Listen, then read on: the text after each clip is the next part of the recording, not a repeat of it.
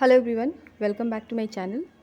देखिए, आज मैं अपने यूपीएससी जर्नी के बारे में बात करूंगी। आप लोगों के साथ शेयर करूंगी कि मैंने स्टार्ट किया तो क्यों छोड़ दिया, मैंने अटेम्प्ट क्यों नहीं दिया इस बार का, या फिर इसके पहले मैंने जब दिया था तो मेरे कितने मार्क्स थे। क्योंकि कमेंट्स कुछ आते हैं, आप लोगों में से भी कुछ लोग बोल देते हैं कि यूपीएससी का तैयारी की तो अटेम्प्ट क्यों नहीं दिया, या फिर ये भी आप लोग भी सोच सकते हैं कि यूपीएससी से ये कांस्टेबल तक का, मतलब कांस्टेबल का एग्ज़ाम देना, सब इंस्पेक्टर का, और यूपीएससी का नहीं देना तैयारी, उसी से स्टार्ट करना। तो क्या रीजंस रहे हैं, यही सब बताऊंगी।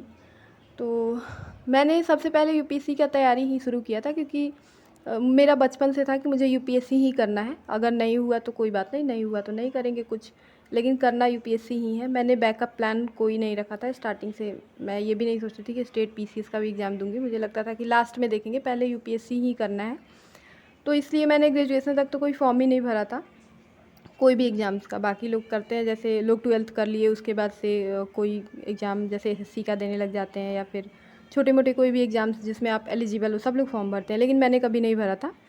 पहली बार मैंने सब इंस्पेक्टर का ही फॉर्म भरा था, जो 2446 वाला था, और पहली बार में मेरा हुआ था। मैंने बहुत बार आप लोगों के साथ शेयर किया है।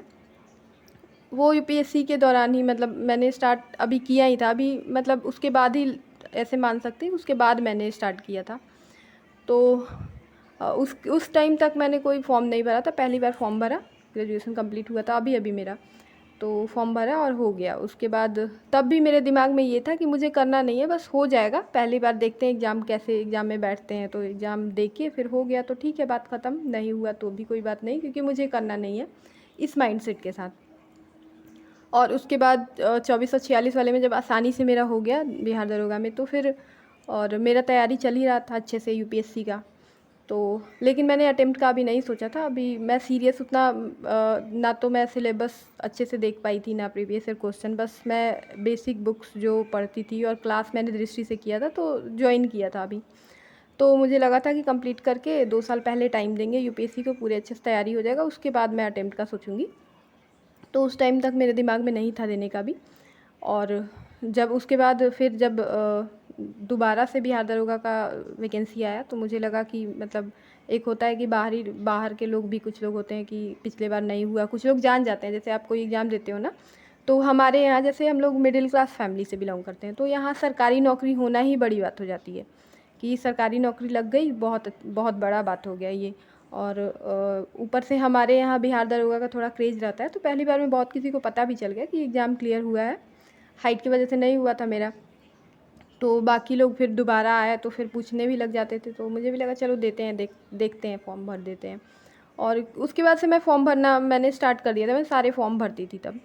तो मैंने उस टाइम भी फॉर्म भरा, लेकिन उस टाइम में भी मेरे दिमाग में नहीं था, मुझे लगा कि तैयारी नहीं करना है, होगा तो होगा, नहीं होगा तो नहीं होगा। सीरियसली मैंने नहीं लिया था, ऐसे ही मैं एग्ज़ाम दे के आई थी, और मेरा उस टाइम भी हो गया, पीटी मेंस दोनों हो गया था बिहार दरोगा का। तो उसके बाद भी मेरे दिमाग में था कि यूपीएससी ही देना। और यूपीएससी मैंने पहला अटेम्प्ट अपना, यूपीएससी का अटेम्प्ट मैंने 23 में दिया।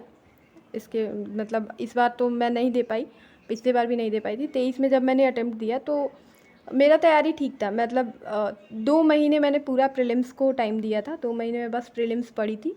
और उसके पहले तक पूरा मैं मेंस ही पढ़ते आ रही थी कि मेंस, क्योंकि फाइनल रिजल्ट तो मेंस पे ही टिका रहता है, चाहे वो किसी भी एग्ज़ाम का हो। तो इस वजह से मैं पूरा मेंस पे टाइम दे रही थी लास्ट तक। उसके बाद 2 महीने मुझे लगा था पहले से कि इतना पढ़ाई है कि 2 महीना काफ़ी होता है प्रीलिम्स के लिए, और मैंने सुना भी था। तो और एक गलती मेरे से उस अटेम्प्ट में ये हुआ था कि मैंने सी सेट को सीरियसली नहीं लिया। मुझे लगा क्वालिफाइंग पेपर है, अगर आप लोग को पता होगा तो आप लोग भी जानते ही होंगे कि सी सेट प्रीलिम्स में, यूपीएससी में के प्रीलिम्स में 2 पेपर होता है, सी सेट और जीएस का। तो सी सेट क्वालिफाइंग होता है, उसका मार्क्स ऐड नहीं होता है, उस पर कट ऑफ नहीं बनता है, कट ऑफ जीएस से डिसाइड होता है। तो मैं जीएस को ज़्यादा सीरियस लेके पढ़ रही थी, और 2 महीने मैंने पूरा अपना 100% एफर्ट, मुझे जितना मैं लगा सकती थी उतना मैंने लगाया। और उसके बाद उस बीच में मेरा एक और एग्ज़ाम हुआ था, जो एसएससी का मैंने एक एग्ज़ाम दिया था, हवलदार का, एमटीएस ये सब का। क्योंकि मैं दे देती थी पेपर जाके कभी भी, कि ऐसे आदत रहेगा या फिर कुछ भी ठीक लगता था, ये रिजल्ट होते रहता था, मैं कोई भी एग्ज़ाम दे रही थी तब मेरा क्लियर हो जाता था आसानी से, छोटा छोटा एग्ज़ाम। तो मैं इसलिए भी कि कॉन्फिडेंस बना रहे कि बाकी छोटे छोटे एग्ज़ाम जो भी मैं दूँगी तो हो ही जाएगा, क्योंकि बाकी लोगों का प्रभाव नहीं पड़ता है इससे। तो मेरा फाइनल सिलेक्शन उसमें हो गया था, बट मैंने ज्वाइन नहीं किया कि ठीक है यूपीएससी अपना तैयारी कर रहे हैं, उसी को एग्ज़ाम उसी का देना है। और उस बार का पेपर 2023 का इतना टफ था कि सारे लोग, मैं ही नहीं बोल रही हूँ, बाकी जो टीचर्स हैं अच्छे जाने माने, विकास देवी कीर्ति सर ने भी कहा था कि पिछले 25 साल में इतना टफ पेपर पहली बार बना है। क्योंकि कारण ये था कि सीसेट का पेपर भी बहुत टफ था और जीएस का भी एक नया पैटर्न आया था, उसमें ओनली 1 पेयर 2 पेयर करके आया था। आप लोगों ने, अगर आप लोगों में से कोई जानता होगा तो देखा होगा। तो उस टाइम में कट ऑफ गया, आप कोई सोच भी नहीं सकता है कि इतना कम कट ऑफ जाएगा। 68 ईडब्ल्यूएस का, मैं ईडब्ल्यूएस कैटेगरी से बिलोंग करती हूँ, मेरा कैटेगरी मैंने ईडब्ल्यूएस से ही फॉर्म भरा था। तो 68 कट ऑफ गया और मेरा प्रीलिम्स नहीं हुआ। और फाइनल कट ऑफ जो जितना जाता है वो फाइनल रिजल्ट के बाद पता चलता है, तो मुझे पता नहीं चला कि कैसा क्या रहा होगा। और मेरा जीएस तो ठीक, मतलब मेरे एंड पे लगा था कि जितना मैंने टाइम दिया, जितना मैंने एफ़र्ट लगाया, उतना अच्छा नहीं गया, क्योंकि पेपर टफ आया था और पता नहीं रहता है। और मेरा सर्कल भी उतना बड़ा नहीं है, इतने लोगों से जान पहचान भी नहीं है। क्लास में भी मैंने जब दृष्टि में क्लास किया था तब भी मुझे बहुत ज़्यादा किसी से संपर्क मेरा नहीं रहता था, कोई दोस्त भी नहीं बने थे कि जिनसे मैं पूछ पाऊँ कि बाकी लोगों का कैसा गया। तो अकेले तैयारी करने में ये भी रहता है, मुझे नहीं पता था कि मेरे अलावा बाकी लोगों का कैसा गया था। मैंने बस सुना कुछ लोगों से पेपर टफ था तो सबका वैसे ही गया, बट जीएस तो फिर भी ठीक गया था। लेकिन सीसेट मेरा अच्छा नहीं गया था, क्योंकि मैं सीसेट पढ़ ही नहीं पाई। मुझे लगा कि उतना सीरियस, मतलब क्वालिफाइंग पेपर ही तो है, हो जाएगा, 1-2 प्रीवियस ईयर कर लिया, बाकी मतलब उस भरोसे की हो ही जाएगा। और 2 महीने में उतना टाइम भी नहीं बचा कि प्रीलिम्स के लिए आप जीएस छोड़ के सीसेट पे कर पाओ, क्योंकि क्वालिफाइंग है। और जब रिजल्ट आया तो फिर मतलब सीसेट का मैंने मार्क्स नहीं जोड़ा था कि मेरा कितना जा रहा है, जीएस का भी मैंने उतना नहीं, मुझे थोड़ा बहुत ऊपर से ऐसे देख के कि सही है तो शायद कहीं हो जाए। तो बट मुझे ठीक ठाक आइडिया था कि शायद सीसेट मेरा अच्छा नहीं गया हो तो उतना मतलब चांस बने या ना बने, फिर भी वेट तो कर ही रहे होते हैं। तो मेरा रिजल्ट नहीं आया। उस टाइम में मुझे बहुत बुरा लगा कि मतलब एक डर सा मन में बैठ जाता है, क्योंकि पहला फेलियर था मेरा। बिहार दरोगा में तो हुआ तो वो हाइट के वजह से, लेकिन पढ़ाई के वजह से मेरा पहला, एक तरह से देखे तो ये फेल करने का, कि इतने तैयारी के बाद अगर कोई रिजल्ट नहीं आया तो बहुत मतलब एक डर सा मन में उस टाइम में बैठ गया कि मतलब इतना मेहनत करके भी मेरा रिजल्ट नहीं आया। उसके बाद फिर भी मैंने तैयारी, सोचा कि ठीक है इस बार जो कमी रह गया अगले बार तैयारी करके अच्छे से देंगे। फिर मतलब 23 में जो पूरा साल मैं मेंस करते रही, मेंस का तैयारी। लेकिन हुआ ये कि उस बीच में बिहार दरोगा का फिर से वैकेंसी आ गया 1275 वाला, तो लगा कि नहीं करते हैं, मतलब यहाँ इतना एफर्ट लगाने के बाद प्रीलिम्स भी नहीं हुआ तो क्या पता आगे क्या हो, फाइनल सिलेक्शन कभी हो पाए या नहीं हो पाए, एक डर भी मन में बैठ गया था। तो पहले सरकारी नौकरी की तरफ देख लेते कि सरकारी नौकरी एक हो जाए, जॉब सिक्योरिटी रहे, तो फिर आराम से तैयारी करेंगे। और तब तक बिहार दरोगा में एक बार और मैं मेरिट से बाहर हो ही गई थी, तो मुझे एक जिद भी मन में बैठ जाता है कि यहाँ मेरा मेरिट नहीं बना तो इस बार बना लेते, इस बार थोड़ा एफर्ट लगाएंगे, हो जाएगा। तो इस वजह से मैं बिहार दरोगा में तैयारी, मतलब बिहार दरोगा 1275 का फॉर्म मैंने डाला था।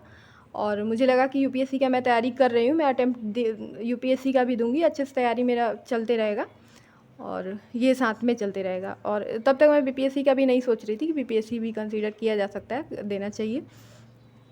तो और लेकिन हुआ ये कि पिछले बार का जो मेरा फिजिकल था बिहार दरोगा का, वो जून में था और प्रीलिम्स का डेट भी यूपीएससी का जून में ही था। तो आप फिजिकल पढ़ाई का मैनेज कर सकते हो 2 एग्ज़ाम एक साथ, लेकिन फिजिकल और कोई एग्ज़ाम जो जिसमें आप सीरियस हो, अटेम्प्ट काउंट होता है, यूपीएससी में 6 अटेम्प्ट भी होते हैं, और तो वहाँ आप रिस्क नहीं ले सकते कि फ़िज़िकल के साथ कर पाएँ। और यहाँ मेरा लास्ट था, बस फिजिकल हो जाए बात ख़त्म।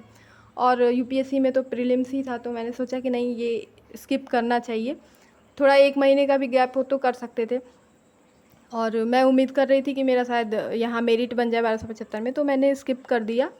और उसके बाद से लेकिन 1275 में भी मेरिट नहीं बना। और जब मेरा प्रीलिम्स का रिज़ल्ट आया, मतलब फाइनल रिज़ल्ट आया यूपीएससी का, तो प्रीलिम्स का मार्क्स मेरा 70 था, मतलब कट ऑफ 68 गया। और जीएस का मार्क्स मेरा 70 है, 2 कट ऑफ से 2 नंबर ज़्यादा ही था, क्योंकि मुझे लग रहा था शायद मैं जीएस में भी फेल हूँ। लेकिन जीएस में मैंने जितना एफर्ट लगाया उससे उसका मुझे आउटपुट मिला। देखिए प्रीलिम्स जो होता है ना, क्वालिफाइंग होता है, तो उसमें टॉप तो करना नहीं होता है, अल्टीमेटली आपको कट ऑफ क्लियर करना होता है, वो मैंने किया था। आप देख सकते हैं, ये मेरा मार्कशीट है यूपीएससी का 2023 का, जब मैंने प्रीलिम्स दिया था। तो ये मेरा मार्कशीट है और कट ऑफ 68 आप देख सकते हैं, ये कट ऑफ यूपीएससी का ऑफिशियल कट ऑफ है, 68 ईडब्ल्यूएस का गया था। तो ठीक ही मान सकते हैं, मेरा मार्क्स ऐसा भी नहीं था कि मैं क्वालिफाई नहीं कर पाती आगे मैंने अगर कंटिन्यू दिया होता तो, क्योंकि उतना टफ़ पेपर में भी अगर कट ऑफ क्लियर कर रहे हैं तो ठीक ही है। उतना मैं अपने आप को ये भी नहीं मानती कि मैं उतनी कमज़ोर हूँ। सीसेट अगर नहीं हुआ तो सीसेट पे मैंने टाइम भी नहीं दिया था और टफ़ था, तो शायद मेरा अगले बार 24 वाले अटेम्प्ट में मैंने कंटिन्यू किया होता तो हो गया होता। प्रीलिम्स तो एटलीस्ट हो जाता, फाइनल सिलेक्शन तो क्या ही कहें, अभी यहाँ भी कहीं और भी नहीं हुआ तो यूपीएससी तो बहुत दूर की बात है। बट वो ऐसे ही चला और इस बार भी मैंने सोचा कि चलो ठीक है, अब 24 वाला नहीं हुआ तो, और बिहार दरोगा का भी नहीं बना मेरिट, तो अब देखेंगे तब। लेकिन तब तक थोड़ा एक मतलब ऐसा हो जाता है ना कि बार बार आप कहीं फेल होते हो छोटे छोटे एग्जाम्स में, बाद में फाइनल मेरिट मतलब बिहार दरोगा में तो बन जाना चाहिए था, मैं उम्मीद कर रही थी, नहीं बना तो थोड़ा और आप डिमोटिवेट हो जाते हो। इस चक्कर में और ज़्यादा लगने लगता है कि नहीं, कोई भी पहले सरकारी नौकरी लग जाए। और सामाजिक प्रेशर भी आप कह सकते हैं, क्योंकि एक दो लोगों का नौकरी किसी का हो जाता है, आसपास छोटा छोटा एग्ज़ाम क्लियर कर लेंगे तो फिर वो समझाने लगेंगे। वो ये नहीं सोचेंगे कि आप यूपीएससी का कट ऑफ क्लियर करने का क्षमता रखते हो, तो छोटा एग्ज़ाम तो आप अगर टीचर ये सब का आपके पास, आपने अगर डीएड बीएलएड कर लिया होता तो आप शायद कर लेते, उतना मुश्किल नहीं था। लेकिन आपको नहीं करना है इसलिए आपने नहीं किया था। ये लोग नहीं समझेंगे, लेकिन जज ज़रूर करेंगे आपको कि आप पढ़ते ही नहीं हो, क्योंकि वो लोग आपका एफ़र्ट, आपका मेहनत नहीं देख रहे होते, वो आप अपना खुद देखते हो।